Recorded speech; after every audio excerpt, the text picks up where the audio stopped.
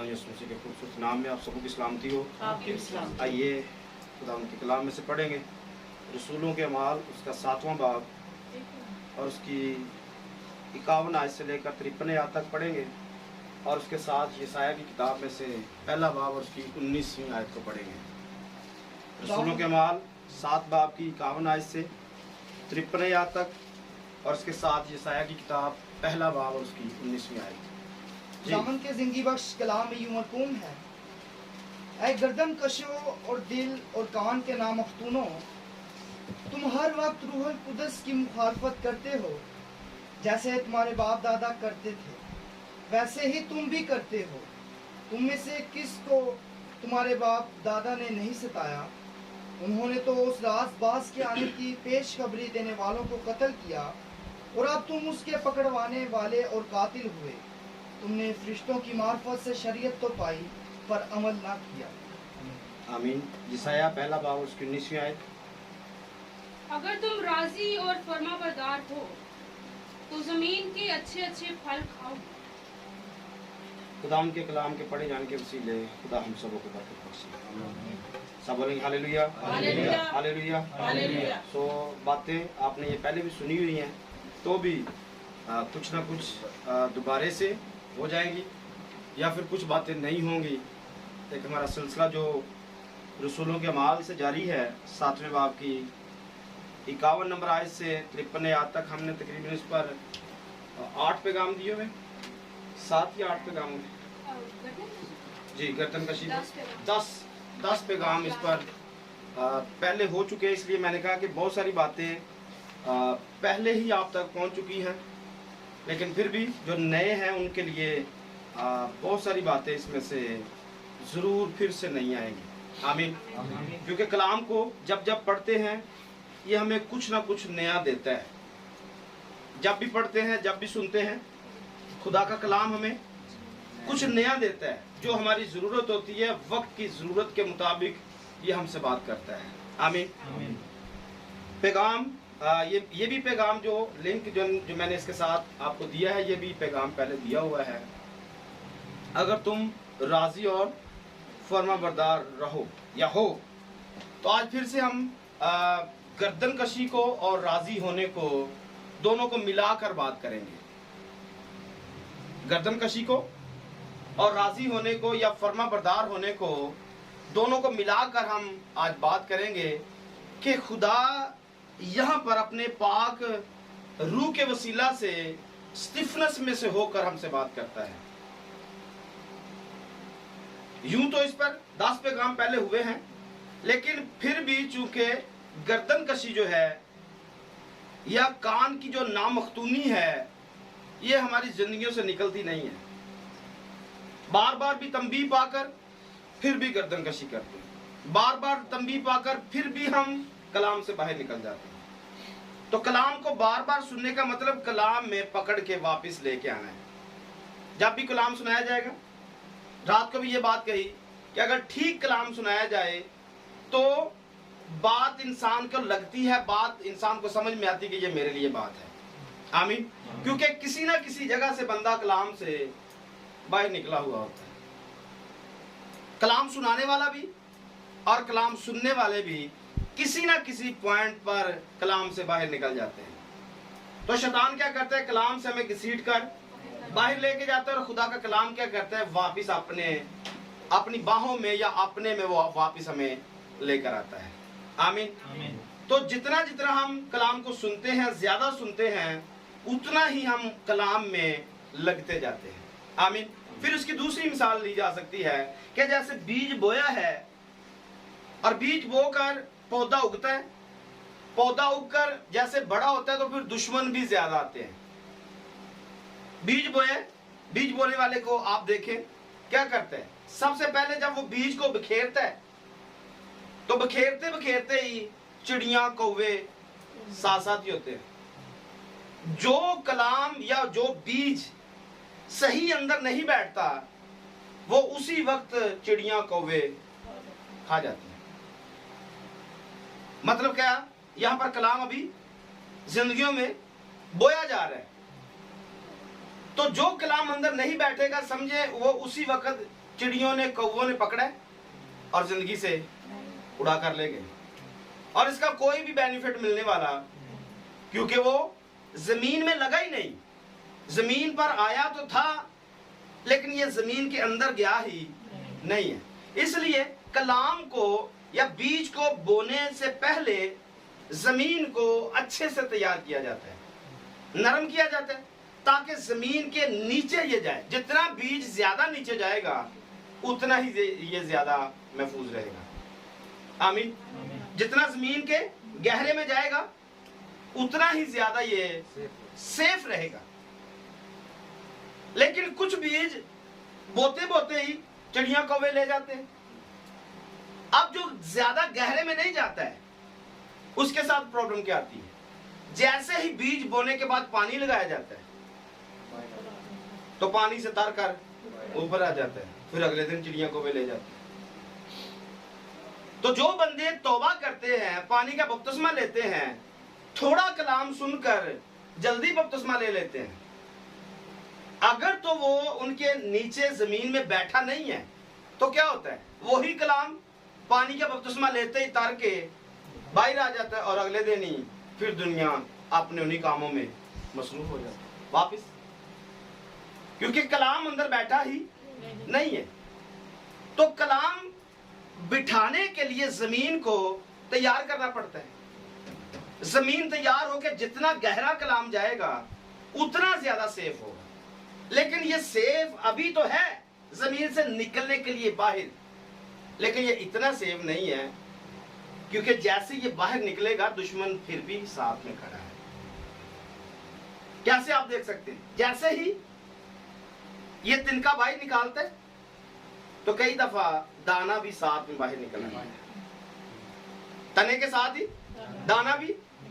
और चिड़ियां क्या करती हैं? उस दाने को वहां से बस वो फिर सूख जाता है। कई दफा हमारी दुआया जिंदगी बनती है, थोड़ा सा हम दुआ में गर्म होते हैं, कलाम सुनने में गर्म, सुनाने में गर्म, चंदे दायकियों में गर्म, बाकी चीजों में गर्म, थोड़ा सा आगे बढ़ते हैं तो फिर नीचे से वो बीज जो है वो खाया जाता है। फिर बंदा सिर्फ इतना ही कहता हमने बपतिस्मा लिया हुआ है, क्योंकि अब ये बढ़ने वाला नहीं है। तो बंदे को ये समझ आता ही नहीं है कि मैं गर्दन कशी क्यों करता हूं। ये बंदे को समझ में आता ही नहीं है। हालांकि तौबा की हुई है, यीशु को कबूल किया हुआ है, हालांकि रूहुल कुदस पाने के करीब हैं, या कई दफा हमें कोई नेमतें भी मिल जाती हैं, फिर भी गर्दन कशी करते हैं। उसकी वजह नीचे बीज नहीं है, यानी कि जो कलाम बोया गया था वही कलाम जिंदगी से निकल गया है।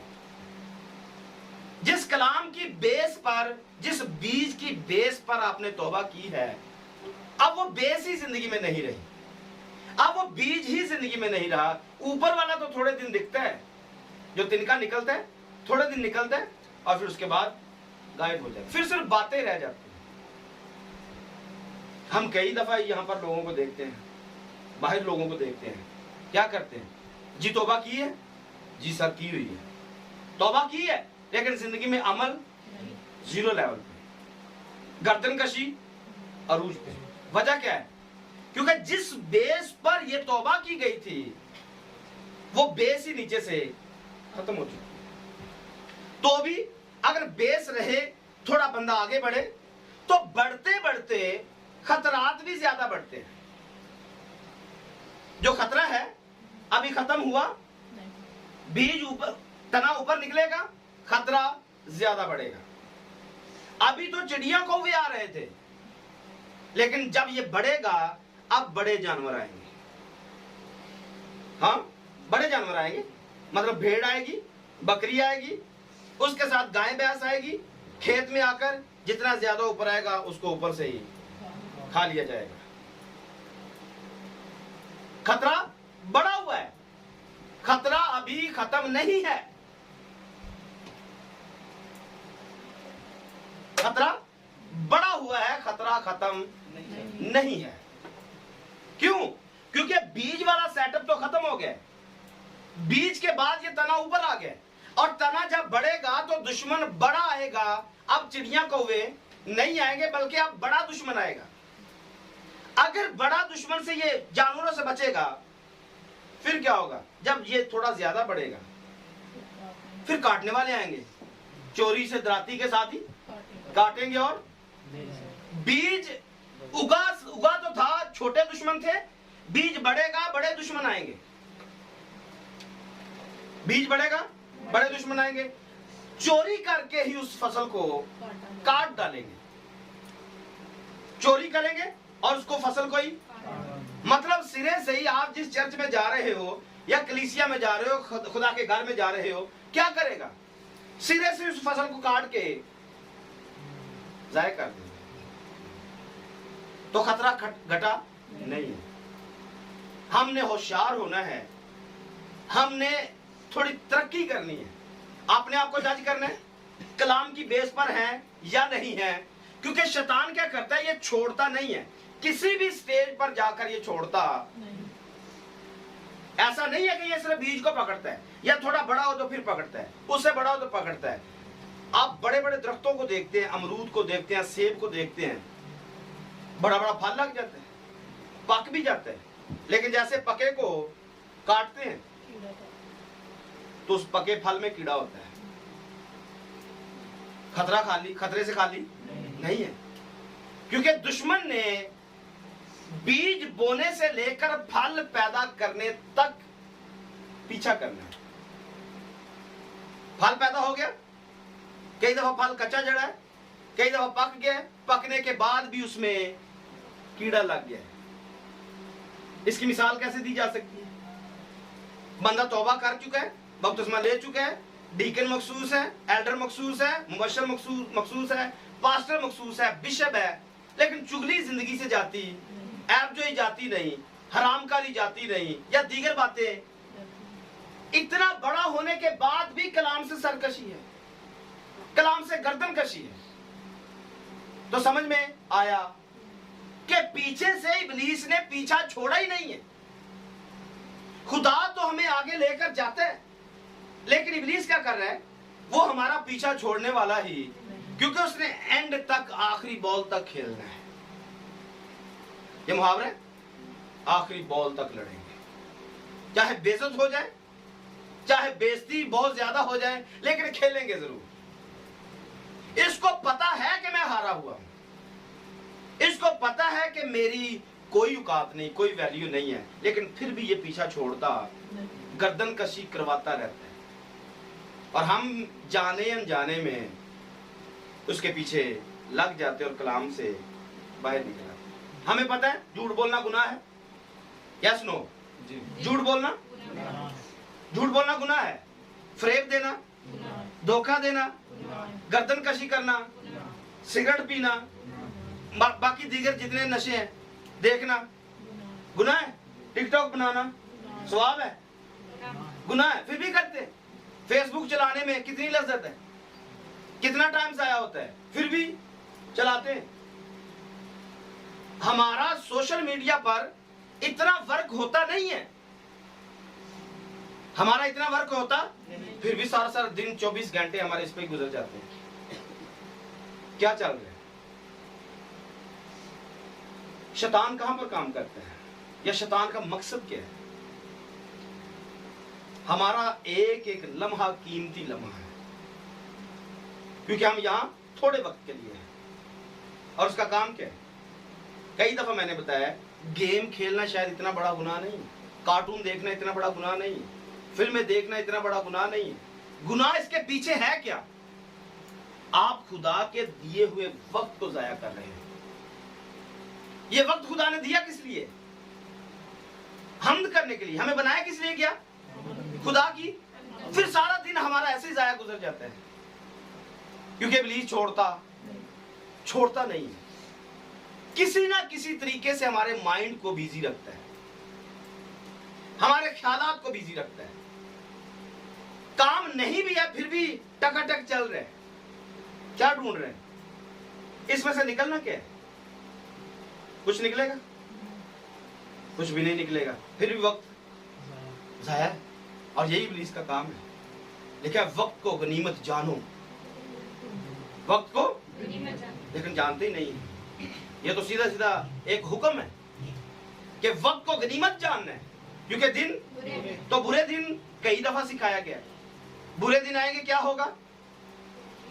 लोग, ये पहली नहीं है, इससे पहले क्या लिखा हुआ, निकालिए हवाला जल्दी से।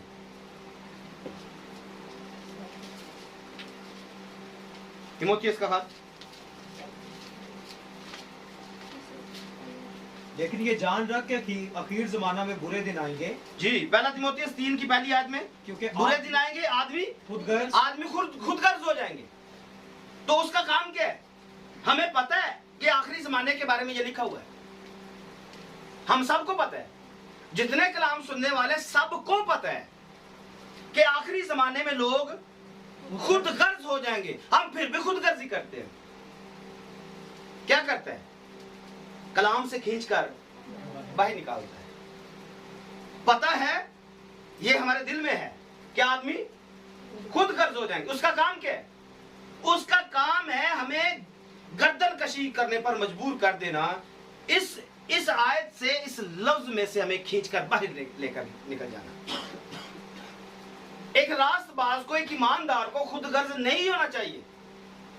हाँ, एक ईमानदार को खुदगर्ज, उसका काम क्या है? शरीर का काम क्या है? उससे पता है कि एक जो रास्तबाज आदमी वो खुदगर्ज नहीं हो सकता। इब्लीस को पता है, लेकिन वो करेगा क्या? इब्लीस को पता है कि खुदगर्ज, बाइबल में लिखा हुआ है कि जो रास्तबाज आदमी है वो खुदगर्ज नहीं है, या एक रास्तबाज को खुदगर्ज नहीं होना चाहिए। खुदा भी यही चाहता है कि आखिरी जमाने में या किसी भी जमाने में रास्तबाज खुदगर्ज ना हो। खुदा को पता है, इब्लीस को भी पता है, हमें भी पता है।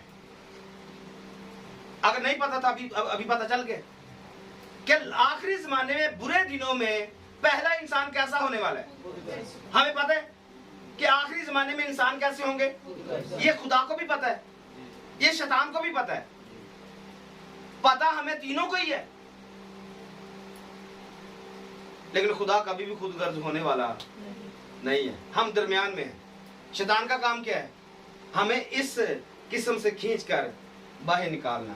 भाई, आप खुदगर्ज बनो, आप खुदगर्ज बनो। और कई दफा हम बन जाते हैं। सिर्फ एक ही बात को जोर दे रहा हूं इसी पर, बाकी सारी आप बातें मिला सकते हैं। एक रास्तबाज आदमी को, एक ईमानदार आदमी को खुदगर्ज नहीं होना चाहिए। लेकिन इब्लीस क्या करेगा? हमें खुदगर्ज बनाएगा। क्यों? क्योंकि उसने हमसे सरकशी करवानी है, उसने गर्दन कशी करवानी है। और यही हाल बनी इस्राएल के बुजुर्गों का था। बाइबल से वाकिफ थे, खुदा से वाकिफ थे, हैकल से वाकिफ थे, खुदा की तौरेत से वाकिफ थे, मुअज्जिज़ात से वाकिफ थे, सारा कुछ अपनी आंखों से देखा है, तो भी गर्दन कशी करते हैं।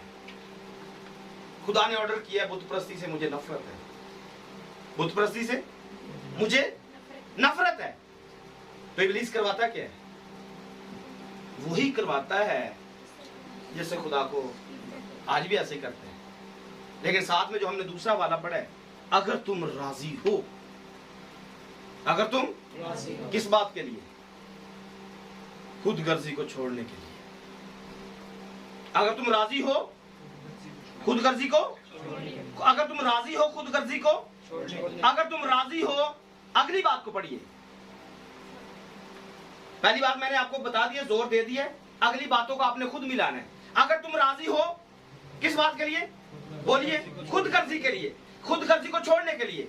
अगर तुम राजी हो खुदगर्जी को छोड़ने के लिए। इसके बाद अगले दूसरे को कहना है, अगर तुम राजी हो जर दोस्ती को, पैसे को, प्यार करने को छोड़ने के लिए। अगर तुम राजी हो, और फिर आगे, अगर तुम राजी हो शेखीबाजी को छोड़ने के लिए। आमीन। अगर तुम राजी हो मगरूरी को छोड़ने के लिए। अगला कहना है, अगर तुम राजी हो बदगोई को छोड़ने के लिए। अगर तुम राजी हो माँ बाप की नाफरमानी को छोड़ने के लिए। अगर तुम राजी हो नाशुक्री को छोड़ने के लिए। अगर तुम राजी हो नापाकी को छोड़ने के लिए। अगर तुम राजी हो तबई मोहब्बत से जो खाली हो उसको छोड़ने के लिए, अगर तुम राजी हो संग दिली को, पत्थर दिली को छोड़ने के लिए, अगर तुम राजी हो तोहमत लगाने वाली आइटम को छोड़ने के लिए, अगर तुम राजी हो बेइज्जती को छोड़ने के लिए, अगर तुम राजी हो तुंद मिजाजी को छोड़ने के लिए, आगे अगर तुम राजी हो नेकी के दुश्मन जो बन चुके हैं, अगर तुम नेकी करने के लिए राजी हो, अगर तुम राजी हो दगाबाजी को छोड़ने के लिए, अगर तुम राजी हो ढीठपन को छोड़ने के लिए, अगर तुम राजी हो घमंड को छोड़ने के लिए, अगर तुम राजी हो ऐशो इशरत को छोड़ने के लिए, अगर तुम राजी हो बेदीनी को छोड़ने के लिए, तो अगला आयत का अगला हिस्सा क्या कहता है? जमीन के अच्छे अच्छे फल खाओगे। अगर राजी होंगे तो इस आयत में हम शामिल होंगे।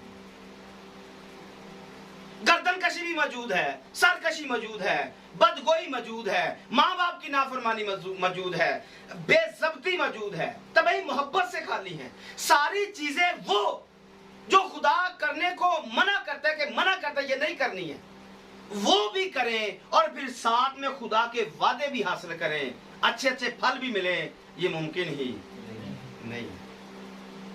जमीन के फल दो तरह से। जमीन का फल नंबर 1 पर ये जमीन है जिस पर हम बैठे हुए, नंबर 2 पर हम खुद जमीन है,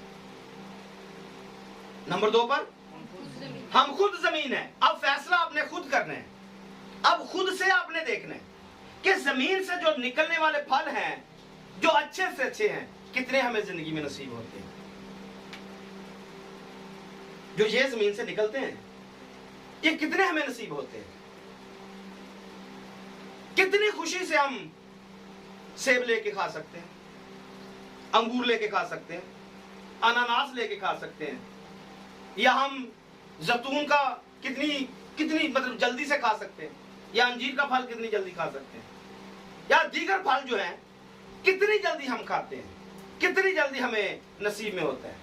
इंतजार करते रहते हैं, सस्ता होगा सस्ता होगा सस्ता होगा तो फिर खाएंगे।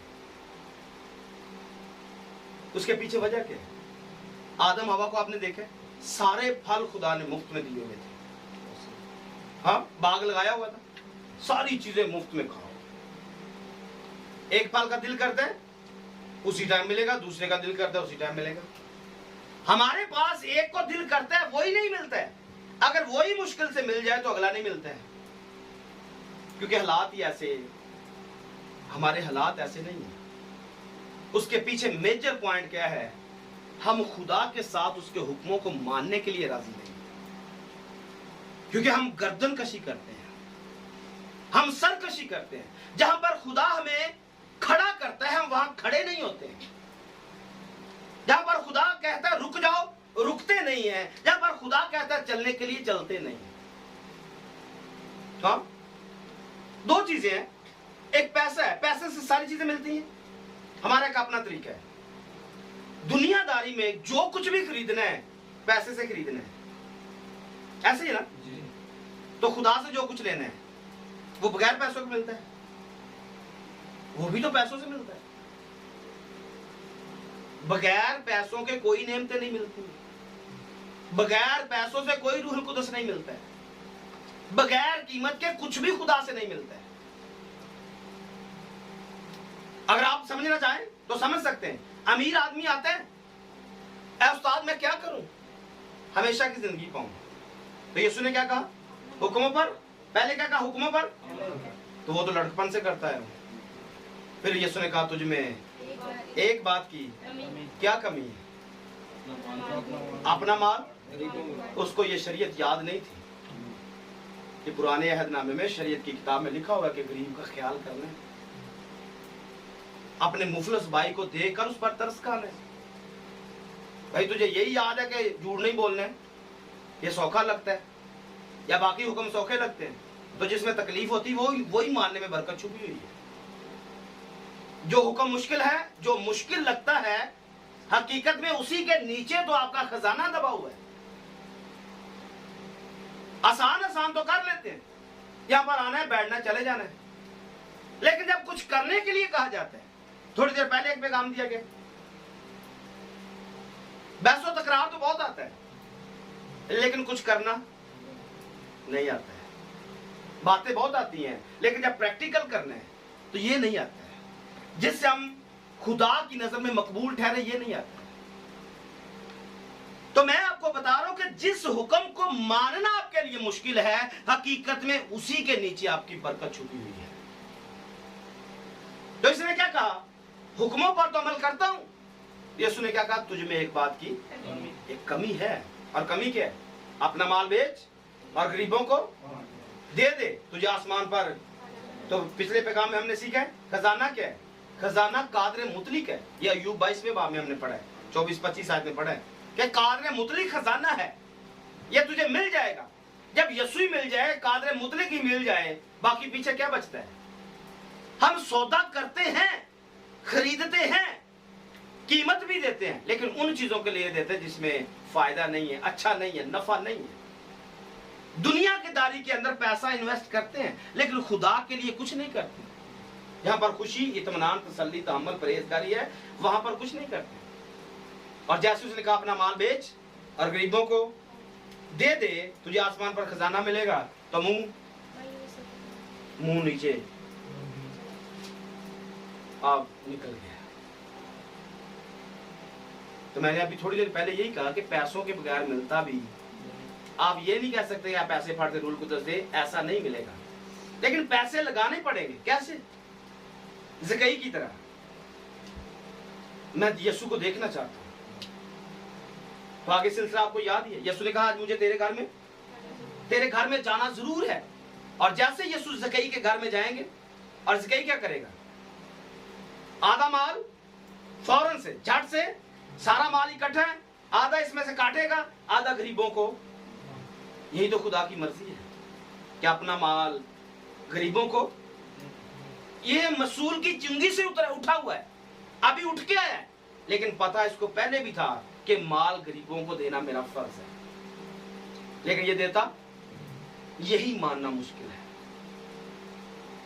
और इसी पैसे के नीचे ही तो बरकत छुपी हुई थी।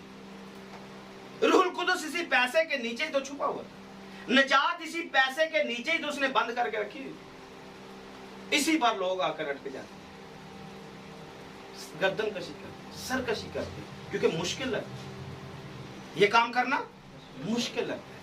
पैसा दबा कर बैठ जाएंगे, पैसा एक जगह पे सेव करेंगे, दबा लेंगे, और दबाकर अपनी बरकत को उसके नीचे दफन कर देंगे। आपको समझ में आ रहा है? ज़कई ने क्या किया? पैसा जमा किया हुआ है, और पैसा जमा करने के बाद अपनी निजात को कहां पर दबाया है? हाँ, बरकत कहां पर दबी हुई है? नहीं समझ में आया? पैसों के नीचे बरकत दफन हुई है। निजात उसी पैसे के नीचे रखी हुई है, और जितना पैसों का ढेर लगता जाएगा, निजात और बरकत उतनी ही नीचे दबती जाएगी। आमीन कह सकते हैं? आमीन। और जैसे ज़कई क्या करेगा? आते क्या करेगा? आधा डायरेक्ट गरीबों को देता हूं, और आधा जिसका नाहक लिया उसे 4 गुना वापस करता। तो जब ऐसा होगा, यीशु मसीह क्या कहेंगे? आज इस घर में, और उसने अपनी जमीन से अच्छे अच्छे फल खाए। किस जमीन से? इस वाली जमीन से। इस जमीन से निजात बाहर निकली है। हम इस जमीन के फल भी नहीं खा पाते, और जो ये जमीन है इसके फल भी हमें नसीब होते, क्योंकि यहां से निकलेगा रूहुल कुदस, यहां से निकलेगी मोहब्बत, यहां से बाकी रूह के फल जितने हैं वो सारे इस बदन में से बाहर निकलेंगे। और ना हम मोहब्बत कर पाएंगे, ना हमारे अंदर खुशी आएगी, ना इत्मीनान आएगा, ना तहम्मुल आएगा, ना परहेजगारी आएगी, हमारे अंदर कुछ भी नहीं आएगा। क्यों? क्योंकि हम राजी ही नहीं हुए। गर्दन कशी छोड़ने के लिए हम राजी ही नहीं हुए। जब तक गर्दन कशी नहीं छूटेगी, बरकत भी आने वाली नहीं। अगली आयत पढ़ो, इसी आयत का अगला हिस्सा पढ़ो, क्या लिखा है? 20वीं आयत, बल्कि आगे जो आयत लिखी है 20वीं आयत, यशायाह पहले बाब की 20वीं आयत। पर अगर तुम इनकार करो और बागी हो, अगर इनकार करो और बागी हो, तो तलवार का लुकमा हो जाओ। इसका अगला रिजल्ट क्या निकलेगा? अगर राजी नहीं होगे, गर्दन कशी नहीं छूटेगी, अगला रिजल्ट क्या है? तो तलवार का लुकमा, तलवार से काट दिए जाओगे। क्योंकि खुदावन ने अपने मुंह से ये फरमाया। खुदावंद के मुंह से ये निकला है, उसने फरमाया है। अगर राजी हो जाओगे अच्छे अच्छे फल खाओगे, अगर राजी नहीं होगे तलवार से मार दिए जाओ। कितनी शहादतें आपको चाहिए बाइबल मुकद्दस से ये बात मानने के लिए कि जो राजी नहीं हुआ, जिसने फरमाबरदारी नहीं की, उसका अंजाम क्या हुआ है। कितनी शहादतों से आप मानेंगे कि बाइबल की ये शहादत 1 2 4 5 10 20 100 कितनी शहादतें मिलेंगी आपको ये बात प्रूव करने के लिए कि जिसने खुदा की बात नहीं मानी वो फना हो गया है। जो राजी नहीं हुआ खुदा के साथ चलने के लिए वो फना हो जाता है, और जो राजी हो जाता है जमीन के अच्छे अच्छे फल खाता है, इस जमीन से भी और इस जमीन से भी। लेकिन बात सरकशी और राजी होने के दरमियान में अटकी हुई है। यहां पर सरकशी है, यहां पर राजी होना है। अगर राजी होंगे, एक इसको छोड़ेंगे, राजी हो जाएंगे, सारी चीजें, सारी बरकतें खुल जाएंगी। आसमानी बरकतें भी खुल जाएंगी, जमीनी बरकतें भी खुल जाएंगी। लेकिन कब? जब राजी हो जाएंगे, जब गर्दन कशी छोड़ेंगे। और राजी होने के मायने क्या है? किसी अमर को कबूल कर लेना, किसी बात को अमल करने के लिए आमादा हो जाना, इकरार कर लेना, अहद कर लेना, हाँ जी मैं राजी हूं, मैं ये आज के बाद करूंगा। राजी होने का मतलब यही है, आज के बाद मैं ऐलान करता हूं कि मैं जो कुछ कलाम में लिखा है मैं उस पर अमल करूंगा। ये राजी होना है। कई लोग हमने देखे हैं, कलाम सुनाया जाता है उसी वक्त कह देते हैं जी आज के बाद हम ये नहीं करेंगे। लेकिन कई लोग हैं सारी जिंदगी सुनते रहते हैं, लेकिन राजी होते ही बात मानने के लिए तैयार नहीं होते। तो जो बंदा बात मानने के लिए तैयार ही ना हो, वो हासिल क्या करेगा? हाँ, वो कुछ भी हासिल सिवाय मौत के कुछ भी हासिल नहीं करेगा। जिल्लत और रुसवाई के कुछ भी हासिल होने वाला, इस जमीन पर भी जिल्लत और रुसवाई, और आने वाले जहान में भी। क्योंकि दानियल की किताब में, निकालिए दानियल की किताब का 12वां बाब,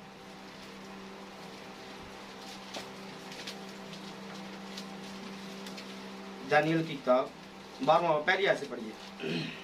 और उस वक्त मिकाएल मुकर्रब फरिश्ता जो तेरी कौम के फर्जंदों की हमायत के लिए खड़ा है जी, उठेगा, और वो ऐसी तकलीफ का वक्त होगा। उस वक्त मिकाएल मुकर्रब फरिश्ता जो तेरी कौम के फर्जंदों की हमायत के लिए खड़ा है, क्या करेगा? उठेगा, और वो ऐसी तकलीफ का वक्त, वो ऐसी तकलीफ का वक्त होगा कि इब्तदाई अकवाम से उस वक्त तक कभी ना हुआ होगा। मतलब जब ये मिकाएल उठेगा उससे पहले कभी इतनी तकलीफ का वक्त नहीं आया जितना यहां पर वक्त तकलीफ दे वक्त आएगा। और ये तकलीफ किन के लिए? तमाम नाफरमान लोगों के, तमाम गर्दनकश लोगों के लिए, तमाम दिल और कान के नामख्तून लोगों के लिए जो राजी ही ना हुए। जी आप क्या कह रहे हैं? सरकशों के लिए, जो सारी जिंदगी कलाम सुनकर उस पर अमल करने के लिए राजी नहीं हुए, उनके लिए यह तकलीफ का वक्त है, क्योंकि यह आखिरी अय्याम की बात है। आगे क्या लिखा है? और उस वक्त तेरे लोगों में से हर एक, उस वक्त तेरे लोगों में से हर एक जिसका नाम किताब में लिखा हुआ होगा, किताब में लिखा हुआ होगा, रहाई पाएगा। वो रिहाई पाएगा। और जो किताब में नाम लिखवाने के लिए राजी नहीं हुआ, हाँ, जो किताब में नाम लिखवाने के लिए राजी नहीं हुआ, उसका अंजाम क्या है? जिसने अपनी जिंदगी में गर्दन कशी छोड़ी नहीं, बार बार बताया गया है खुदा की राह पर चलो, खुदा की राह पर चलो, ये करो, ये करो, करने के लिए तैयार ही नहीं हुआ, उसने नाम अपना रिकॉर्ड में लिखवाया ही नहीं है, उसके साथ क्या होना है? रुसवाई और जिल्लत है, तलवार है, मौत है, फना हो जाना है। तो इन बातों का हमें पता है। मैंने शुरू में कहा इनका हमें पता है, लेकिन फिर भी गर्दन कशी छोड़ते, राजी होते नहीं। आगे पढ़िए। और जो खाक में सो रहे हैं, जो खाक में सो रहे हैं, उनमें से बतेरे जाग उठेंगे, उनमें से बतेरे जाग उठेंगे, बाज हयाते अब्दी के लिए, बाज हयाते अब्दी के लिए, और बाज रुसवाई और जिल्लत अब्दी, बाज रुसवाई और जिल्लते अब्दी के लिए उठेंगे सारे ही। उठेंगे, सारे। दोनों ग्रुप भी उठ जाएंगे, लेकिन कुछ इज्जत के लिए उठेंगे और कुछ जिल्लत के लिए उठेंगे। जैसे मैं पहले कह रहा हूं, इस जमीन पर भी रुसवाई, आने वाले जमाने में भी रुसवाई। लिखा तो नहीं है कि उनके कोई सींग निकलाएंगे या कोई कान बड़े हो जाएंगे या कुछ होगा, ऐसा होगा, लिखा तो नहीं, लेकिन कुछ ऐसा जरूर होगा जैसा कायन के साथ हुआ था। कायन जब घर से आवारा हुआ तो लिखा उस पर एक निशान कर दिया गया। वो क्या निशान था शायद किसी को इल्म नहीं है, लेकिन कुछ ना कुछ ऐसा था, या कुछ ना कुछ ऐसा था जिससे उसकी शनाख्त हो जाती थी। और एंड पे भी जाकर कुछ ना कुछ ऐसा होने वाला है कि जिसमें शरीर लोगों की शनाख्त हो जाएगी। ये नाफरमान लोग जा रहे हैं, ये नाफरमानों का टोला जा रहा है। और अभी जो मुझे हदायत मिल रही है रूह की तहरीक से, मतलब मुझे ऐसा समझ में आ रहा है कि कुछ लोग फटी हुई पैंटें पहनकर जा रहे होंगे, देखो ये बेशर्म जा रहे हैं, ऐसा होगा, मतलब मेरा दिल कह रहा है, क्योंकि जो कुछ यहां पर करते हैं यही तो बेशर्मी की बातें हैं, यही बेहयाई की बातें हैं।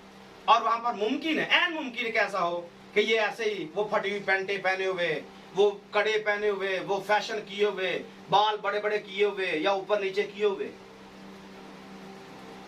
और ये सब बदकारों का टोला जा रहा है। और वहां पर सिवाय शर्मिंदगी के कुछ भी मिलने वाला, क्योंकि आज जब कलाम सुनाया जाता है तो जितने नाफरमान और सरकश होते हैं, सुनते हैं उनकी गर्दनें झुकती हैं या नहीं, ये प्रैक्टिकल है। तो वहां पर भी ऐसा ही होने वाला है, बदकार लोग सारे ऐसे गुजरेंगे और नाफरमान लड़कियां भी वहां से गुजरेंगी, दुपट्टे सर पे नहीं है, नंगे बालों पे जा रही हैं और अपनी बेहयाई दिखाती हुई जा रही हैं, क्योंकि आज ऐसे ही कर रही हैं लड़कियां, बेहयाई के साथ खुलेआम चलती फिरती नजर आती हैं। तो वहां पर भी मुमकिन है कि ऐसा ही खुदा दिखाए, देखो ये बेशर्म जा रही है, और उनकी गर्दनें फख्र महसूस करती है, उनकी गर्दनें नीचे जा रही होंगी। लेकिन जो पाकीज़ा और रास्तबाज लड़कियां या औरतें होंगी, उनका लिबास मुख्तलिफ होगा, वो सफेद जामे पहने हुए वहां पर जा रहे होंगे और फख्र के साथ उनका सींग खुदा बुलंद कर देगा। तो बाज हयाते अबदी के लिए और बाज हयाते जिल्लत के लिए उठेंगे। और जिल्लत के लिए कौन? जो गर्दन कशी करते रहे। और इज्जत के लिए कौन? जो राजी हो गए, जो खुदा के साथ उन्होंने अहद कर लिया, कमिटमेंट कर लिया, आज के बाद हम तेरे कलाम पर अमल करेंगे, और जो हुक्म हमें मानने के लिए मुश्किल लगता है हम उसी को पहले करेंगे, क्योंकि उसी के हुक्म के नीचे बरकत आपकी ढकी हुई है। अगर आपका दिल नहीं करता दुआ करने के लिए, लिखा है बिला नागा, अगर नहीं करता दिल आपका करने के लिए, तो आपकी बरकत उसी के नीचे दबी हुई है, उसको करना शुरू कर दे। अगर आपको कलाम पढ़ने को दिल नहीं करता तो आपकी बरकत उसी कलाम के नीचे दबी हुई है, उसको पढ़ना शुरू कर दे। अगर चर्च जाने को दिल नहीं करता तो जाना शुरू कर दे, क्योंकि इसी के नीचे आपकी बरकत छुपी हुई है। बाकी भी जितने भी है काम है, जिसमें मुश्किल पेश आती है उसको पहले करें, क्योंकि ये इबलीस की तरफ से आपका दिल सख्त हो चुका है, हुक्म मानने को दिल नहीं करता, क्योंकि सरकशी सर चढ़कर बोलती है। खुदा ने तो अपनी तरफ से राजीनामे का ऐलान किया हुआ है। आदम को जब बाग से निकला तो बाग से निकलने के बाद 4000 साल के बाद खुदा ने अहद कर दिया है, या खुदा ने अपनी तरफ से सुलह का पैगाम दे दिया है, खुदा ने राजी होने का पैगाम दे दिया है। जब फरिश्ते आसमान से आते यही मैसेज लेके आए कि उनके साथ जो नाराज है उनके साथ खुदा की सुलह हो चुकी है, उनके साथ वो राजी है। आलमे बाला पर जब गीत गाया जाता है, यीशु मसीह की पैदाइश के मौका पर यही गीत गाया जाता है ना, आलमे बाला पर होशाना भी, और उनके साथ जिनके साथ वो उनके साथ सुलह हो चुकी है। ये हवाला निकालिए जरा।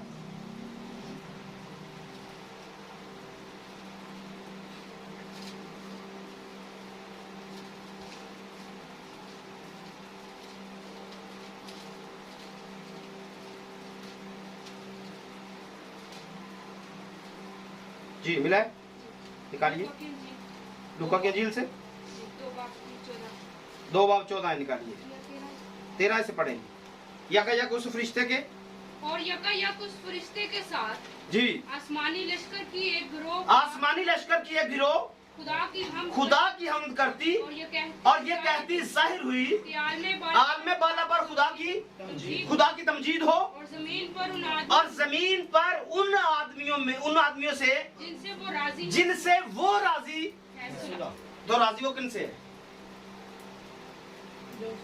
हाँ, यूहन्ना ने तो लिखा है खुदा ने दुनिया से ऐसी मोहब्बत की, दुनिया से की है, एक से तो नहीं की है। वहां तो उसने ये नहीं लिखा कि जिनसे राजी है। राजी वो सबसे ही था, वो था राजी, इसलिए उसने अपने बेटे को कुर्बान किया है। लेकिन अगली तरफ भी तो देखना, कोई और यहां से भी उसके साथ कोई राजी है या नहीं है। जैसे यूहन्ना के बारे में लिखा है, लाजर के बारे में लिखा है कि लाजर से यीशु मोहब्बत करता था। यूहन्ना के बारे में लिखा है यीशु यूहन्ना से मोहब्बत करता था, उस शागिर्द से जिससे यीशु मोहब्बत करता था। तो ये इशारा यूहन्ना की तरफ है। तो क्या यीशु 12 बाकी जो 11 शागिर्द थे उनसे मोहब्बत नहीं करता था? तो ऐसा क्यों लिखा है कि जिससे यीशु मोहब्बत रखता था उसको उसने अपनी मां सौंप दी? हाँ, क्या यीशु बाकी 11 से मोहब्बत नहीं करता था? फर्क कहां था? फर्क शागिर्दों में था। वो तो सबसे प्यार करता है, एक बाप या एक मां सारे बच्चों से प्यार करता है या करती है, लेकिन बच्चों में फर्क नजर आता है कि बच्चों में से कौन अपनी मां या बाप से प्यार करता है। यूहन्ना यीशु से मोहब्बत करता था, और उसकी छाती पर सर रख के सोता था। ये फर्क है। रोता था। यीशु तो सबसे इक्वल मोहब्बत रखता है। उसने तो एक शैतान को भी अपना चेला बनाया हुआ है। ये उसकी मोहब्बत है कि वो सबके पांव धोता है, लेकिन उन सब के पांव धोने में से कौन है जो उसके साथ मोहब्बत करता था? तो ये एक फर्क है। जिनसे वो राजी है, तो राजी कौन है? एक बंदा गर्दन कशी नहीं छोड़ता। यीशु मसीह पैदा होते कितने लोग मुखालिफ हुए? हेरोदेस मुखालिफ है, बादशाह मुखालिफ है, और बाकी भी कई लोग मुखालिफ है। पैदा होता जाएगा, खिदमत में आएगा, बड़ा होकर खिदमत में आएगा, कितने लोग मुखालिफ है? सरदार कायनों में से एक, जब उस लड़के ने अंधे ने कहा कि तू बार बार क्यों पूछता, क्या उसका शागिर्द होना चाहता है? तो आगे से जवाब क्या है? तू भी उसका शागिर्द होना चाहता है। उसने कहा मतलब सरदारों में से कोई, उसने कभी किसी ने उसको माना? तो जो बड़े बड़े थे वो तो उसको मानने के लिए तैयार ही नहीं थे। तो मुझे बताइए, वो तो सबके साथ मोहब्बत करता है, सबके लिए जान देता है, लेकिन आगे वाले भी तो चाहिए ना कि आगे वालों में से कौन उसके साथ मोहब्बत करता है।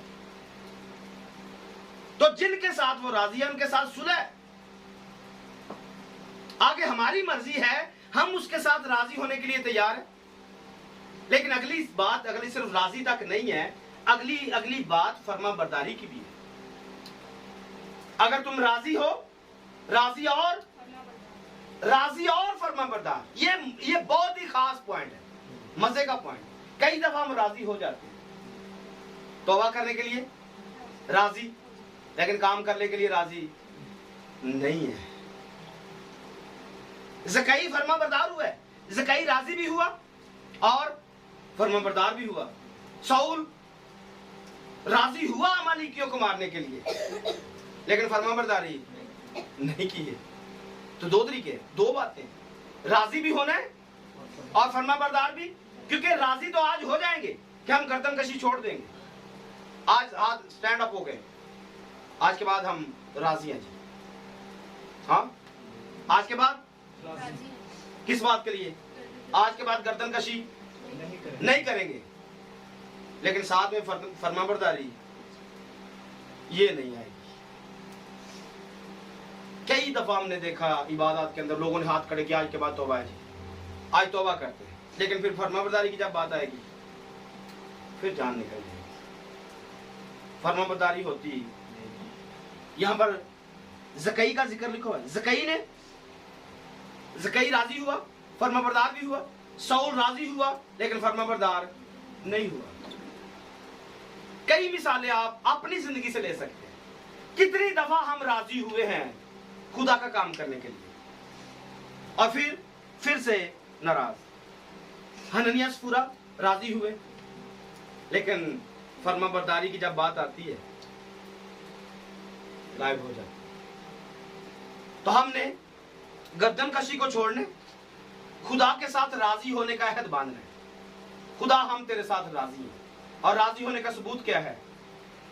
हम फर्मा बरदारी करें। आज इस बात पर हम एंड करेंगे कि आज हम खुदा के साथ अहद करके यहां से निकलेंगे कि खुदावन जितनी बातें मेरी जिंदगी में मतलब तेरे हुक्म टूट रहे हैं या शैतान ने मुझे खींच कर बाहर ले गया, आज तेरे कलाम के वसीला से मैं वापस आ गया हूं। आज के बाद मैं राजी हूं तेरे हुक्मों पर अमल करने के लिए, और जितनी बातें मेरे करने की हैं मैं उनके साथ उन पर मैं पूरी वफादारी के साथ अमल करूंगा। आमीन। खुदा इस कलाम के वसीले मुझे और आपको बरकत बख्शे।